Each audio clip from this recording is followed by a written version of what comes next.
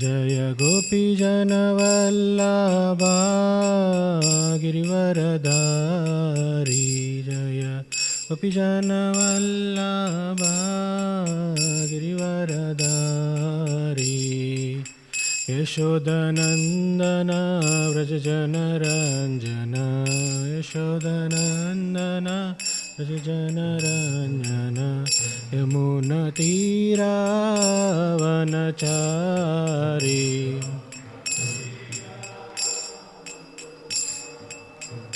यमुनतीरावनचारी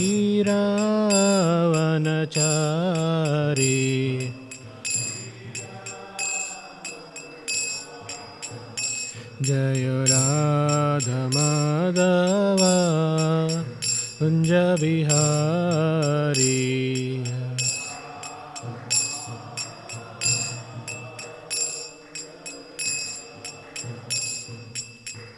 हरे कृष्णा कृष्ण कृष्ण हरे हरे हरे राम राम राम हरे हरे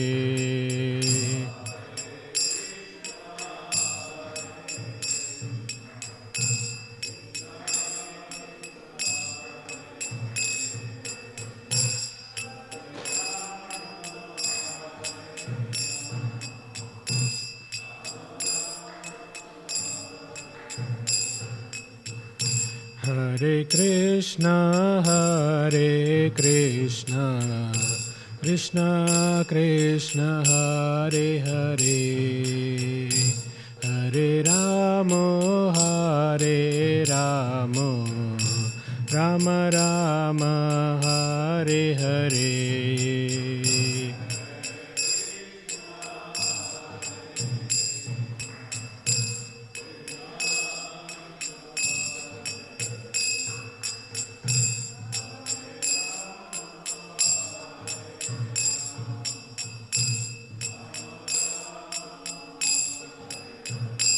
हरे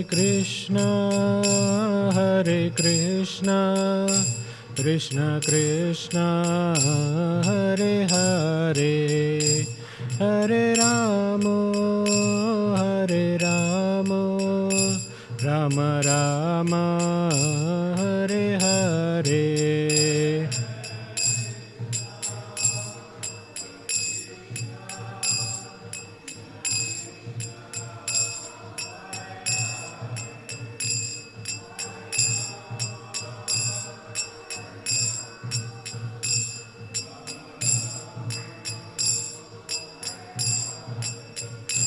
जय किशोर किशोरी जय किशोर किशोरी जय किशोर किशोरी जय किशोर किशोरी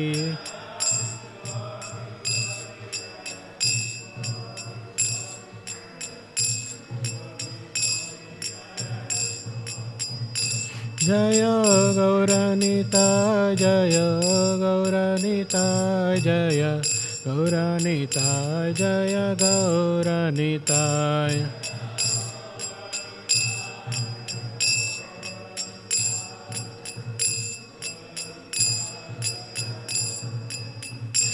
जय जय प्रभुपाद प्रभुपाद प्रभुपाद जय जय प्रभुपाद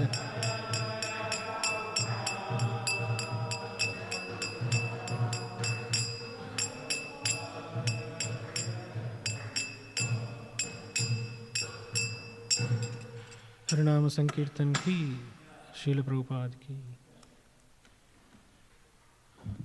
ओम नमो भगवते वासुदेवाय ओम नमो भगवते वासुदेवाय ओम नमो भगवते वासुदेवाय नारायणं नमस्कृत्य नरं चैव नरोत्तमं देवीं सरस्वतीं व्यासं ततो जयमुदीरयेत्। नष्टप्रायेषु भद्रेषु नित्यं भागवत सेवयात् भगवती उत्तमश्लोके भक्तिर्भवति नैष्टिकी कृष्णाय वासुदेवाय देवकी नन्दनाय च नन्दगोपकुमाराय गोविन्दाय नमो नमः. Reading from Canto 11, Chapter 9, text number 2. Chapter entitlement, Detachment from all that is material. Samisam kururam jagnur balinye niramishah tadamisham parityajya sasukam samavindata samisham kururam jagnur balinonye niramishah tadamisham parityajya sasukam samavindata samisham kururam jagnur balinonye niramishah tadamisham parityajya sasukam samavindata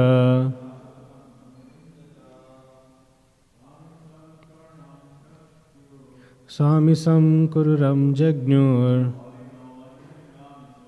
balinonye niramisha tadamisham parityajya sasukam samavindata samisam kururam jagnur balinonye niramisha tadamisham parityajya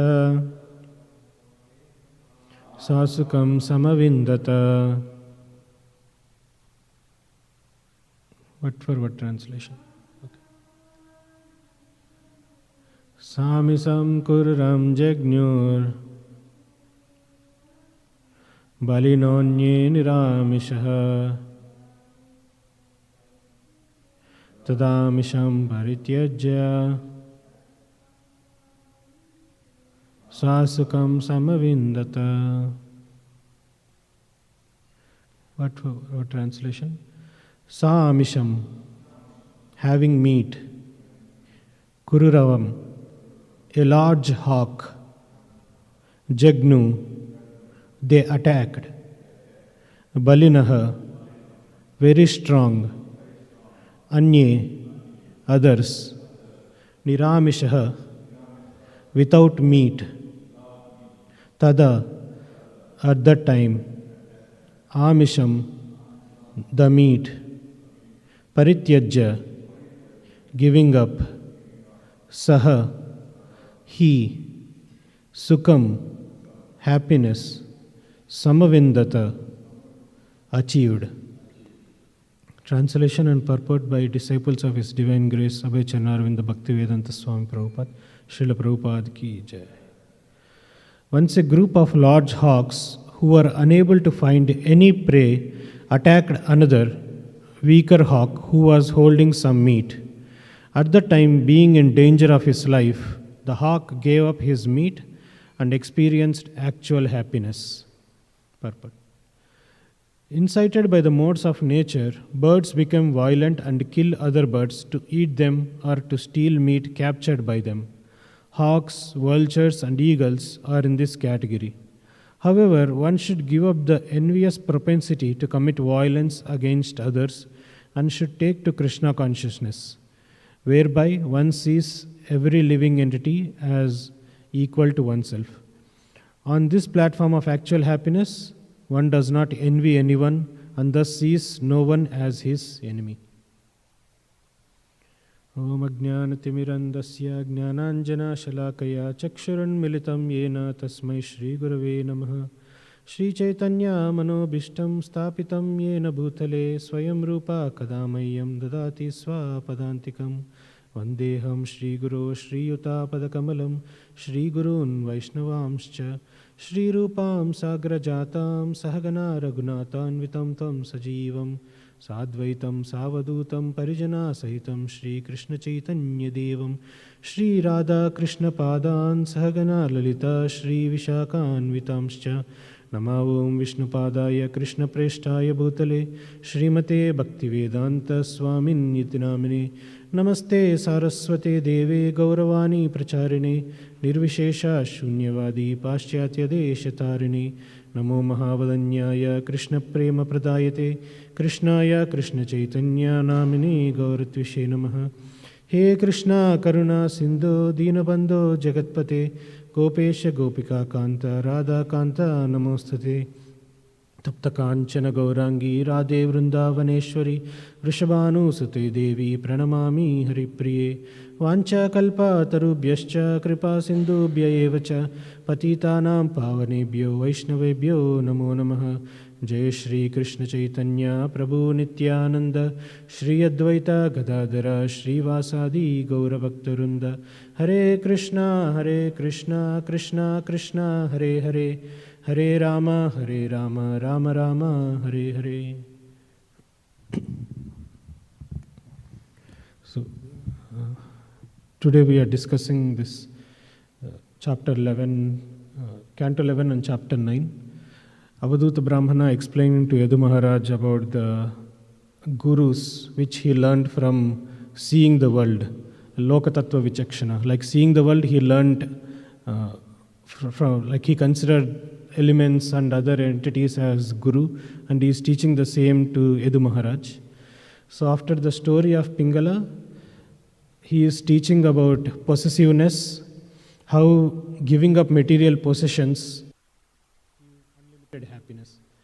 Usually till now he explained some example or some guru and then gave what he learned from that guru. In this chapter he started with what he learned first and then gave from which he learned. Like he said in the previous verse that he learned that giving up material possessiveness and attachment, one achieves unlimited happiness. Now he is giving from where he learned that.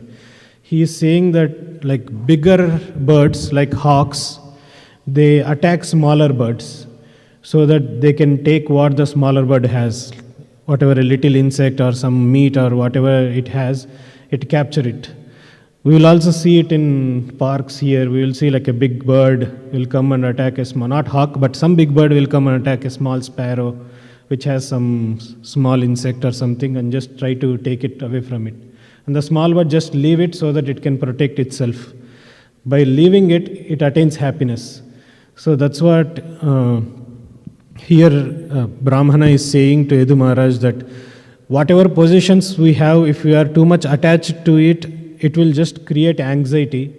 It's better to have less and live simply and then live in a better, happy way. This is a better example for those who are in Vanaprastha or in the sannyasi order of life, because of course this is taught by to Uddhava by Krishna for those who wants to renounce their lives, that to not to have much possessions and just live on basis of shelter of Krishna, take shelter of Krishna and have that as their wealth. Otherwise, if we just depend on wealth, it will not give them any happiness. We see in this world also people accumulate all their lives till the end. They will go for 401k investments and everything. At the end of my life, I will purchase a house in Florida and I will retire around there. I will have my summer house somewhere and I will have my winter house somewhere and live happily ever after. There is no ever after, because they retire at 60 and just 20 years left. That's what Prahalad Maharaj says, that people waste their lifetime. In the boyhood, they just waste their life playing. In the youth, they waste their life earning and sense gratification. At the end of their life, they think that now I can't do anything because I am old. So here Avadhuta Brahmana is teaching us that just don't have material possessions, lot of material possessions, and live happily. In the next verse, he says that, I'll read the translation of verse number 2 and verse number 3 and 4. In family life, the parents are always in anxiety about their home, children, and reputation. But I have nothing to do with these things. I do not worry at all about any family, and I do not care about honor and dishonor. I enjoy only the life of soul, and I find love on spiritual platform. Thus I wander the earth like a child. Text 4. In this world, two types of people are free from all anxiety and merged in great happiness. One who is a retarded and childish fool, and one who has approached the Supreme Lord, who is beyond the three modes of material nature. So here, Avaduta Brahmana is saying to Yadu Maharaj that I don't consider like anyone as family and have affection or attachment to them. I live happily like a child. If you see a child, he don't care about any like whether food is going to come today or not, whether breakfast is going to come or not. He don't worry about anything at all. He just live happily playing. Even here he says Atma Krida, Atma Ratir. Krida is like playing, right? Like just how child playfully lives. He says Atma Krida, Atma Rati. Just like sporting, I live enjoying my life of soul and live on the spiritual platform. So this is childlike, completely depending on the parents, completely depending on the shelter of the parents. He has no doubt that mother or father will feed him. We say that, oh, what if I don't do this? What if Krishna won't give me enough arrangements for me to live? But child, don't worry. He lives just freely. My mother and father will provide. I have complete faith on them. They will provide. So similarly, we have to have that faith on Krishna that He will provide. He will provide. He is promising in Bhagavad Gita that I will take care of all what you have and what you need. I will take care of them. So we have that faith like the Avaduta Brahmana has. And in the next verse, he is saying two types of people are happy. One who is a fool and one who is a transcendentalist. In between, they are suffering. Because one who is a fool, he don't care about anyone and he don't care about anything and he don't know anything. If you see in a mental asylum, they are always roaming around, just giggling around or laughing. Look like so-called happiness. They are less living like a stone. If you see a transcendentalist, he is happy because he also don't care about anything. He don't care about family, or he don't care about family means he is not attached to his family. He cares about devotees, but he don't care about the sufferings, or he don't care that today who will provide. It's not that our Prabhu will ask whether breakfast will be there, or he knows Krishna will provide the breakfast. So they don't worry about anything. Live happily preaching the message of God. But the people who are in between, they are the ones who are suffering. They are always in the three modes, mostly passion and ignorance, looking for happiness, and they just search whether there is happiness here. The happiness they are trying to find is just mitigating the misery, actually. They are not trying to actual happiness. They will look for something to eat. Why? Because they have misery of hunger. They want to get rid of that hunger, for that they want to eat. And their happiness is just getting rid of pain is their pleasure. They don't have actual experience of real pleasure, just getting rid of pain is their pleasure. So that's what they are doing. So there are, if you see verse 3 and 4, one is childlike, another is childish. So here he says, I live like a child. And the next verse he said, childish fool. So childlike person is innocent, he has trust on parents. And a childish person is like, if you say childish, means child also does the tantrums. He also always crying. No one likes like, we want to pacify a crying child, but no one likes a crying child. So always crying, always complaining. So that is the difference between childlike and childish person. So those are the three, like being possessive, like not having any possessions, material possessions, and being like a child and not childish, and just be like a transcendentalist, are the three lessons which Avaduta Brahmana is teaching in these verses. Because today is Narsimha Chaturdashi, we will look into the pastime of Narsimha Dev for the rest of this time, and we'll end with that. Okay. So this Narsimha Leela started with I'll take to starting and then I will try to cover as much as possible. So long ago, in one of the previous Manvantaras, Daksha was cursed, and he died, and he took birth again as the son of Prachetas. When he took birth again, he tried to do some creation, but he tried to do creation with his mind, and what all he can create is just some demons and stuff like that. Then he thought, okay, I will do some tapasya, and then I will have good children. He had some thousands of sons, but Narada Muni liberated all of them. He said, it is not working out. I will have daughters. If I have daughters, Narada Muni can't send them to forest. So he had 60 daughters. Out of those 60 daughters, 13 of them he married to Kashyapa Muni. Among those daughters, Diti and Aditi, they are the prime wives of Kashyapa. With Aditi, Kashyapa had Adityas. With Diti, he don't have any sons at that time.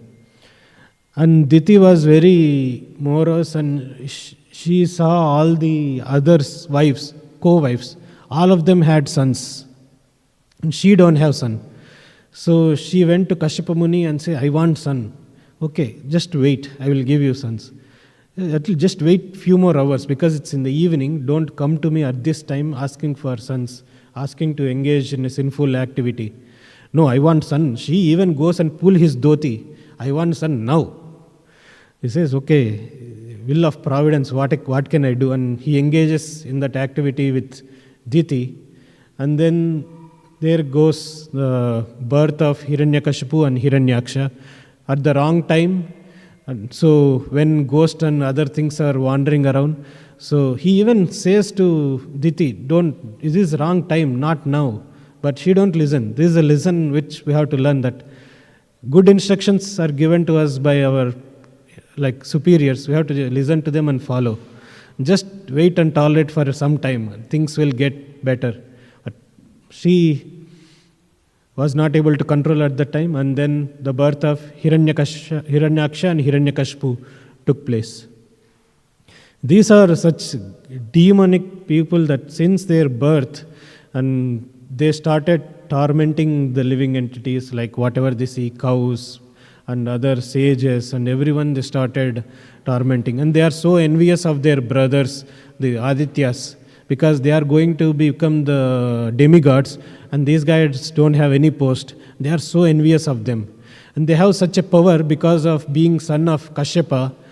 This guy Hiranyaksha, he has so much itching of his hands. He wants to do something. He defeated everyone, and he wants to defeat whoever is in the top. He wants to defeat. He goes to Varunaloka into the water. He asks, I want to fight with you. He says, my dear boy, I don't want to fight with you. If you want to fight, go and fight with Vishnu. He is the one who is suitable for you. Then he gets so much agitated, he takes Mother Earth and dipped into the ocean. Then Varahadev appears, protects the earth, and then he gives one big slap to Hiranyaksha, just one slap in the ear. He falls down and dies. By hearing this, and Hiranyakashipu, he can't able to tolerate that my brother is dead. I want to get that much power that I can be able to defeat that Hari. That Hari who should be impartial became partial to the demigods. Now I want to get that power. And the only way to get that power, even though he is a demon, he is not a modern demon, he is a demon from Chakshusha Manvantara. So he knows what to do. He knows he has to do tapasya. Nowadays, modern demons, they don't even do tapasya. They just want power. So he went to Mandara mountain, to a valley. He sat alone and he started meditating on Lord Brahma. And he meditated for years. He said like 10,000 years or thousands of years he meditated. Entire his body was fully like no flesh, nothing, just bones were hanging. And because of long time of meditation, ants were crawling on him, and that ants made that ant hill around his body. And so many insects are also crawling. He didn't care. He is just fully concentrating and is meditating. We'll see similar thing in Dhruva Maharaj also. That he is also meditating in the similar way. But the difference is this guy is too much envious of Hari. Dhruva Maharaj wants to see Hari. Dhruva also has that material ambition to gain that greater kingdom than Brahma. This guy also has the same ambition to become greater than Brahma. But the difference is Dhruva Maharaj got better guidance from Narada Muni, and this guy got worst guidance from Shukracharya. He wants to defeat Hari, he wants to obtain something from Hari by taking shelter of Hari. Even though he has material ambition, he wants to take shelter of Hari. These guys want to defeat Hari. At the end, after so many thousands of years, his entire body is giving up heat and it's burning all planets. And demigods went to Brahma, this guy is burning the entire thing, please go and pacify him. So Brahma and Daksha arrives to Hiranyakashipu and he sprinkles water on Hiranyakashipu. And immediately entire anthill and ants are gone away and he gets his lustrous body back. And then we will read in Bhagavatam that this guy is trembling like how we see those who are in ecstasy, they see all that ecstatic symptoms. Thus symptoms are visible, but he is not in ecstasy of love, he is just ecstasy of greed. He wants to fulfill his greed. He is in ecstatic mood on seeing Brahma. He has tears on his eyes, he is trembling, his body is trembling. And then he asks what? I want to have a life, immortal life. Brahma, I can't give that, I also don't have that immortal life. Then he says, give me that life that no one can kill me, not even a human, no animal, no demigod, no Dhanava can kill me. No living entity whom you have created can't kill me. I can't be killed by any weapon because he is fearful that Vishnu has that Sudarshan. So he wants to put everything in place. I don't want to be killed by any weapon. I don't want to be killed in the day. I don't want to be killed in the night. I don't want to be killed by animal because his brother was killed by Varaha. So he remembers. So I don't want to be killed by animal. I don't want to be killed day, night, inside, outside. He thought he covered everything so that he is immortal. He can live forever. He even asks that I want the control of all living entities and the demigods so that I will take care of them. I will be the whole and sole proprietor of this universe from now onwards. He says, Tadastu, and Brahma left. Now this guy has so much power. His ambition is to torture sages who are devotees of Vishnu, and he wants to defeat Vishnu. Even he don't know how to find him, but he wants to defeat Vishnu. He goes back to his palace. By the time Kayadu was staying in Narada Muni's ashram at that time, because demigods tried to kill Kayadu and the child, and she gave birth to Prahalad. Prahalad is such a guy that even when he is in womb, he is hearing the pastimes of the Lord. Narada Muni is narrating about the soul, living entity, and how living entity goes from birth to old age, disease and death, and how he is suffered by the threefold miseries, and how he is suffered by other living entities, and by the nature and by the demigods, and how he is acting helplessly in this world. And the only shelter he can take is Narayana. And he is Narada Muni giving mantra to Kayadu like Om Namo Narayanaya.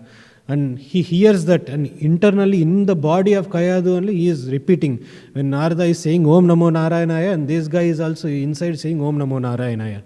And Narada Muni goes into ecstasy that this guy inside the womb is hearing to my story, to the pastimes of the Lord.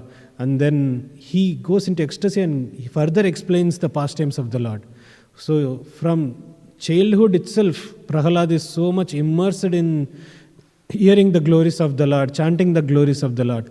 By the time Hiranyakashipu came back, he is already a pure devotee. He is born as a pure devotee. And Hiranyakashipu takes the entire family and goes to his palace on top of a mountain. Now he has all Apsaras singing for him, all Siddhas, Charanas glorifying him, dancing for him. Everyone is dancing for him, and all the Indra, Chandra, everyone is paying obeisance to him because now he is the greatest Lord of the universe. They can't do anything to him other than saying whatever he wants and accepting what he wants. Then he orders all his demoniac friends and the servants, go and destroy whoever is performing any yajna that is pleasing to Vishnu. Go and kill every sage who is reading a Shastra. Go and torment everyone in this world who is dear to Vishnu. They started tormenting them, and killing cows, and so many things they started doing to the sages. And everyone is looking for Lord to appear. But there is one guy in his home, because he wants everyone, he's giving instruction, go and torture them, him. But there is a guy in his home who is not going to listen to him. So that's yet to come. He thought, okay, I will give some Vidyabhyas to my son. So near the palace of Hiranyakashipu, there is a school of Sanda and Amarka, sons of Shukracharya. He sent Prahalad to their school, thinking that they will teach him some political science and other things, so many other things he will learn and come. So after some days, Prahalada comes back to his father and he made him sit on his lap. He asks, my dear son, what is the best thing you learned in your school? He says, give up all your possessions, go to forest, go to Vrindavan and meditate on Lord. These guys, what are you saying? That is the best thing I learned. Shravanam, Kirtanam, Vishnu Smaranam, Archanam, Vandanam, Dasyam, Sakyam, Atmanivedanam. So don't waste your life. Go to forest, meditate on the Lord. And he throws Prahalad from his lap. You fool, what are you talking about? You are talking about my enemy? I think somebody has corrupted your mind. He calls Sanda and Amarka. What are you teaching to him in the school? My Lord, we are not teaching him anything. We never thought about Vishnu at all. Then he asked Prahalad, my dear boy Prahalad, who taught you all these things? He says, Vishnu is the one who is in spiritual master for all the living entities. He is in my heart, he is in your heart. He is the source of all knowledge. Who else has to teach me? Vishnu is my ultimate master. So I am getting my knowledge from Vishnu. Then he says, he sent Sanda and Amarka, I am going to punish you if you don't correct this boy. They take him to school again to get him corrected. Again he bring him back after a few days. Then again he asks, my dear boy, sing me some nice poetry. Then Prahalad recites again glorifications of Vishnu. He says, Vishnu is ultimate protector, Vishnu is the enjoyer, Vishnu is the one who is protecting all the living entities. May Vishnu be glorified with thousands of mouths. He again kicks him, Prahalad. He was a small boy, he kicks Prahalad Maharaj. And you fool, you try to...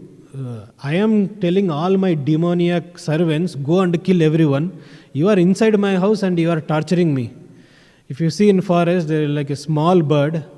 It sits on the back of a tiger or lion and it's just troubling the lion.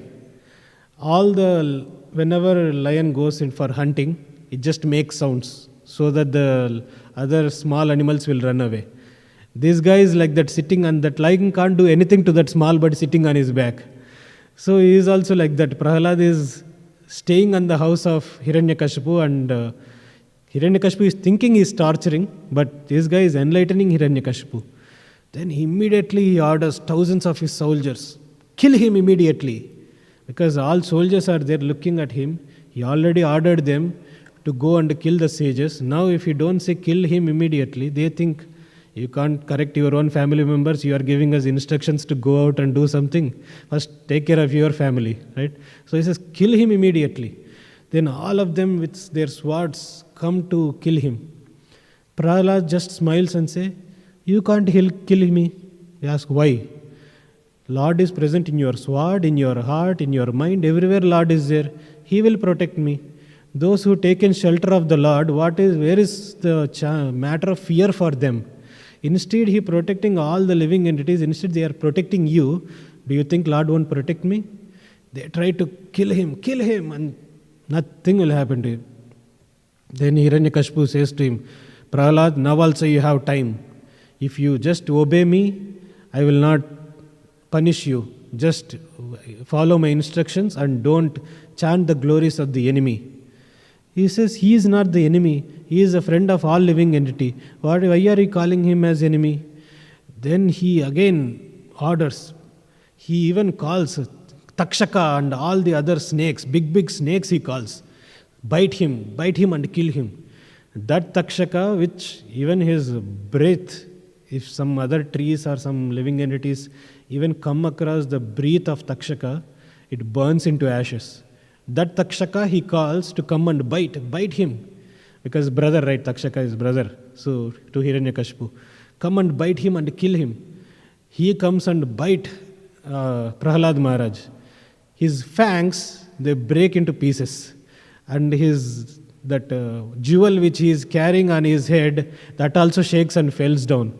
And all the snakes tried the same thing, and not even his skin get a scratch on his body. This all snakes with the broken tooth goes to Hiranyakashipu and says, my dear Lord, we can't do anything and we can't kill him. Try some other means. Then he orders Agni, because all the nature is under control. Agni, you burn him to ashes when I put him on the pile of wood and burn. He instructs them. Then he put Prahalad on the wood and burn him. Agni tries. Prahalad Maharaj says, I can smell lotus flowers. I can smell so much like a flowery smell I'm getting. I'm getting gentle breezes. I don't see any fire. When Lord is protecting me, what can you do with your fire and anything? He can't do anything to me. Then the Brahmanas come to him and say to Hiranyakashipu, my Lord, we will take care of the boy. Send him to school again. We'll nicely teach him again. So they take him to school again. When the teachers are away from the school, Prahalad Maharaj started teaching to these boys. My dear demoniac boys, or sons of demons, see, this human life is very rare, and you got this life. And everyone is suffering with threefold miseries. But you have birth, death, old age and disease. So don't waste this human life. Don't waste your life. Chant the holy names of Hari. If you see the entire world, everyone is suffering. And one enters a family life, get married, and then have wife, relatives, and they are again tormenting him in too many ways. So why to go through this much trouble? And he says that only way to get out of this trouble is if you take shelter of Hari. And Hari is so merciful that he don't care you are sons of demons, you are sons of some asura. He will give you complete shelter. Once you have his shelter, you don't have to worry about anything. You may think that, oh Prahalad, we are just same old as you. How can we become such great devotees? How can we renounce everything and become devotees? Then he says, don't think that you are 5-year-old boys, because you are not this body at all. Why are you thinking about your age? You are not this body. So this bodily age does not matter. If you think that you are 5-year-old, then when you become little old enough, young, you will think that I have to enjoy my life, I have to get married, I have to get children. You will waste your life with sense gratification. When you become old, then you will say that I am old, I can't do anything now, I want to retire and just stay like that. So start from now. From now only become devotees of the Lord. Chant the names of Hari. Then he teaches them how to chant the names of Hari. And everyone chanted the name of Hari. At the time, like Narayanaya mantra, so everyone chanted the name of Narayana. And by the time these teachers are back, everyone is chanting and dancing. Says, we can't take him in this school. He will spoil all the other children also. We have to go back to Hiranyakashipu. He takes him back to Hiranyakashipu, and Hiranyakashipu again says, what are you doing? We are spoiling other children also. I have to find some way to kill you. He orders the elephants as strong as that elephants which are guarding the universe. Below the universe there are 4 Dikpalaka elephants which are guarding the universe. So these elephants are as strong as those elephants. So he brings those elephants and he orders the elephants, hit him. Then they come running with the large tusks and they try to smash into Prahlad's chest. And the tusks also break into pieces. And nothing will happen to him. He orders wind, enter his body, and make his body, like smash his body, because wind can do that. Wind enters his body and try to kill Prahalad. Vishnu, who is within his body, just drinks the wind, like swallows the wind. Like Krishna protected the coward boys, he swallows the fire, he swallowed the entire wind from his body and he protected him. He can't able to do anything to Prahalad Maharaj. Hiranyakashipu asked, where do you get this power? I ask this, I have to meditate for thousands of years to get the same benediction, right? I can't be killed by this weapon, that weapon, morning, evening, night, no demon, no Danava, no living entity, no animal. It's like you got, like Brahma maybe gave that benediction to you than me, because he is exhibiting all that power which Hiranyakashipu has, because he was not able to kill Prahalad Maharaj. Then he says, I don't have any power, any mystic power. This is just an insignificant result of taking shelter of the Lord. The same Lord is there within your heart also. You can also take shelter of him, so that he will also protect you. He says, rascal, I will somehow or other will try to kill you. Then he orders his brahmanas, perform a yajna and kill him. They instruct him, my dear boy, why you want us to do all this thing? Why don't you just listen to your father? Then Prahalad Maharaj says, what are you instructing me? You are saying that religiosity, economic development, sense gratification, liberation are the ways for a person. But all the results, all these 4 results is given by Vishnu. How can you say that these 4 are ultimate and the awarder of these 4 is not ultimate? If you are saying these 4 are ultimate, then the awarder who is giving all these 4 is ultimate. I am just taking the shelter of that ultimate person. Why can't you understand this? They become angry and they create a demon out of that fire sacrifice. And these are a story from Vishnu Purana. And then he creates a demon out of the fire sacrifice, and the demon sends a dart at the chest of Prahalad. That dart smashes into hundreds of pieces and falls on the ground. And not only that, because the demon can't able to kill the Prahalad, it has to act in some way. It kills all the brahmanas who did the yajna. Then Prahalad is so much compassionate, he prays to the Lord, my dear Lord, I don't want this to happen. I am not envious of anyone. I am not even thinking these people as my enemies. So why do you do this? Please bring them back to life. So Lord, bring them back to life, and these brahmanas who tried to kill him blesses Prahalad. May you live long. May you always have devotion to Lord.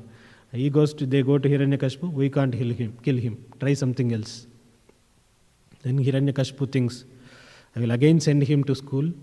Then he instructs specifically, don't teach him anything, just only teach him political science, so that at least he will rule the kingdom. Just that is good enough. Then again he goes to school. Then again they teach him the political science. He comes back. Then he asks, my dear son, now you know how to treat a friend, how to treat an enemy, how to gain a kingdom, how to not lose a kingdom, how to handle people who are against the king. So have you learnt all this? Can you explain them to me? Then Prahalad says, my dear father, I heard everything they said, but I don't agree with them. Because they are saying somebody is a friend, somebody is an enemy, but Lord is living in everyone's heart. How can I consider somebody as a friend and somebody as enemy? I don't see anybody as my enemy. This life is temporary, so why should I consider anyone as an enemy? A wise person will consider even an envious person as a friend, because he sees Lord in that person. If a person sees Lord in every living entity, and if he shows compassion to every living entity, there is no trouble for that person even in the material world. So if that is true, then why should I consider anyone as my enemy?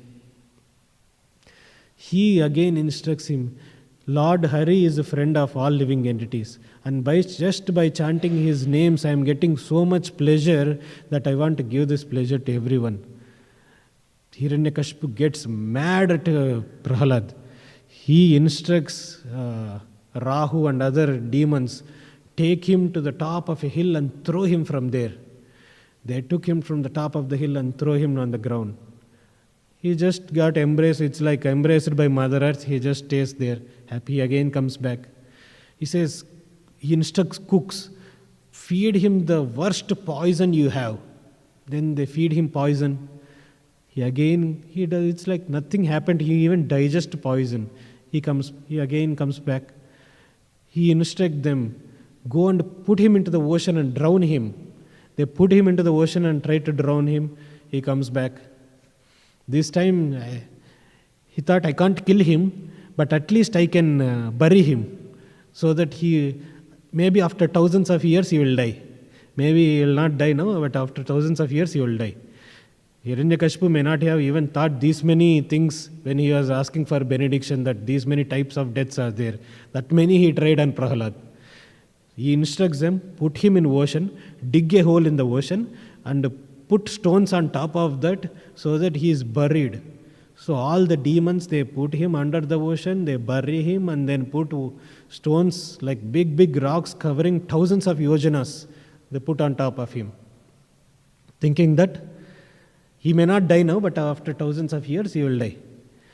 But Prahlad, he is completely immersed in glorification of the Lord. He can't even realize what is happening externally. He even forgot that he is a son of a demon. He is so much internally, he is meditating on the Lord. He is just chanting his holy name and fully immersed in that. We see similar thing in Dhruva Maharaj, when he is meditating on the Paramatma, when he is meditating the Lord in his heart.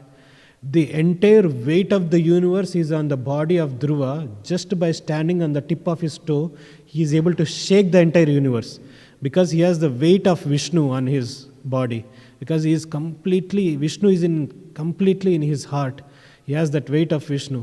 Similar thing happened to Prahlad Maharaj. He has that power of Vishnu with him, completely immersed in the thinking of Vishnu. He just did with his fingers, and the thousands of yojanas of stones or rocks which are immersed in the ocean, they just flew away, and he just again comes back. Hiranyakashipu is, what are you doing? Why don't you die? He says, Lord is protecting me. Where is this Lord? He says, he is everywhere. Is he in this pillar? He is there. Yeah, he is there in that pillar. Then let me smash that. He just uses his fist or sword and smash that pillar. And out of that comes Narsimhadev, just to fulfill the word of the devotee, that I am in the pillar. Ito Narsimha, Parato Narsimha, Yato Yami, Tato Narsimha. Bahir Narsimha, Hrudaye Narsimha, Narsimhamadim Sharanam Prapadye. That Narsimhadev comes out, and he is roaring with such a loud sound. I can't imitate that sound. And when he shook his head, the aeroplanes are flying. It's like insects. When Narsimhadev appeared, the aeroplanes with devatas are flying. They look like insects in front of Narsimhadev. He is with that much anger, and he has his nails like chisels, and all the demons try to attack him, just poke, like how one kill an insect, like that he is just poking the demons and killing every single demon on the palace of Hiranyakashipu. And Hiranyakashipu, if you see that our BBT photo of Hiranyakashipu and Narsimhadev is huge, and Hiranyakashipu looks like a moth in front of him. This tiny fellow jumps and tries to attack him. Narsimhadev caught hold of this guy. You think you are so intelligent person, you can't be dead outside, inside, morning, night. You can't be killed by any weapon, killed by any living entity created by Brahma. I am not a living entity created by Brahma. And these are not weapons. He uses his nails. It's not morning, it's not night, it's not inside, it's not outside. He will make him sit in between the house, where the threshold, and make Prahlad sit on his lap, and just, you don't even have to put some effort. With just by touching him, it just rips apart, and he takes the intestines of Hiranyakashipu and puts on his neck. Narsimhadev Bhagavan ki. And then Prahlad Maharaj started glorifying Lord, like all the demigods who are around here in Narsimhadev, they are scared. Even Lakshmi herself is, I don't want to go to him. I never saw him like this. I don't even know who is this form. I don't want to go near him. Shiva, Brahma, Indra, Chandra, no one want to go and pacify Lord. Then Brahma comes to Prahlad Maharaj and says, you are very dear devotee to him. Just for your sake he appeared. Why don't you go and pacify the Lord? He says to Narsimhadev, I am born in a demoniac family and I have no qualification. If Indra and Chandra and Brahma, Shiva can't glorify you, how can I glorify you? But I know one thing. If I glorify you, it's like decorating myself in a mirror. If you decorate yourself, the image in the mirror is also decorated. So if I glorify you, it is best for me only. Even though I don't have qualification, I will still glorify you. And he glorified Lord, starting with how he created, how he is beyond three modes, how he is taking care of all living entities. And so much he glorifies Lord, and Lord is so pleased. The Ugra Narsimha becomes Shanta Narsimha, and then he takes Prahlad Maharaj into his lap, like that painting which our devotees made. So he make him sit on his lap and he licks Prahlad Maharaj like a lion licks the cub. Everyone may be scared of a lion, but not the cub of the lion. So he just took shelter, like today's verse, like a child. Avadhuta Brahmana says, like a child, I Atma Krida. He says, I live on a spiritual platform like a child. So like a child of Lord Narsimhadev, Prahlad Maharaj took shelter of him and he is just so happy and blissful. When Narsimhadev is so happy with Prahlad, he wants to give some benediction. He says, my Lord, I don't want anything, but ask something, I want to give something. If a person is pleased, he wants to give something. He says, okay, I want to always remember you and make my father, don't liberate my father. He says, just liberate your father, I want to do more. Not just your father, 21 generations of your father will be liberated. This way, that way, all the 21 generations will be liberated. And everyone is like, Hari Bol, Jai, Narsimhadev Bhagavan ki Jai. And Prahlad Maharaj still is there in the Jambudvipa. Harivarsha, right? Harivarsha. Prahlad Maharaj still lives in Harivarsha, praying for every living entity. He prays in 5th canto that may there be happiness all over the world. May there be no envy for all the living entities. May everyone chant the glories of the Lord. So, Prahlad Maharaj is there and Narsimhadev is also there. So we can pray on this day of Narsimha Chaturdashi that may all our envy be given away by reciting this pastime of the Lord. And may we think about Lord always, and may we glorify Lord Narsimhadev always and take shelter of him like a child, not like a childish fool. Srila Prabhupada ki, Narsimhadev Bhagavan ki Jai.